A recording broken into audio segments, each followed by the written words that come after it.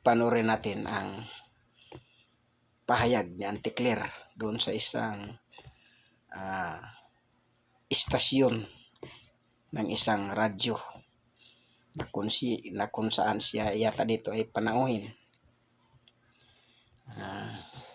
kung ano ang kanyang sasabihin tungkol doon sa mga survey na lumabas. Una tanong ko muna. Sige.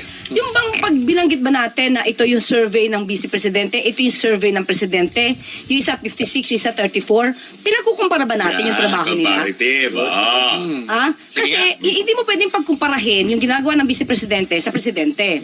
Ang mga ginagawa ngayon ng Pangulo, kung pag nagpapaimbestiga siya at natatamaan ng kanyang mga kabinete, hindi naman magre-reflect to sa Vice Presidente. Magre-reflect din ito sa administrasyon ngayon. Yes. So, paano natin maikukumpara? Kung ikinukumpara to, kasi yun yung nangyayari sa taong bayan, ikinukumpara. Bakit natin ikukumpara? Yung tao nagtatrabaho, yung isa nagbabakasyon. Parang hirap naman pangkumpara yun. Di ba yung si Pangulo, sinasapon niya lahat. Sinasapon niya lahat ng pag-iimbestiga, nagre-report siya, yung isa wala. Paano natin makukumpara yun? Hindi, kaya nga, Yusek, usually, sa kasaysayan, talagang laging, o madalas, hindi naman lagi, madalas mas mataas yung Vice Presidente sa Presidente. Dahil yung Presidente, lahat ng problema ng bansa, Salo niya. sa kanya isinisisi, no?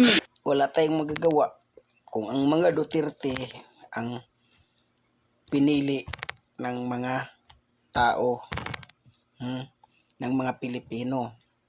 Dahil mas naniniwala sila sa kakayanan ng mga Duterte kaysa kasalukuyang administrasyon. Naikumpara na nila yan sa nagdaang administrasyon at sa ngayon. Dahil ngayon, matindi ang pinagdadaanang korupsyon at nakawan. Yan ay nakikita ng buong bansa at maski sa ibayong dagat. At maraming pangako na hindi naman natupad.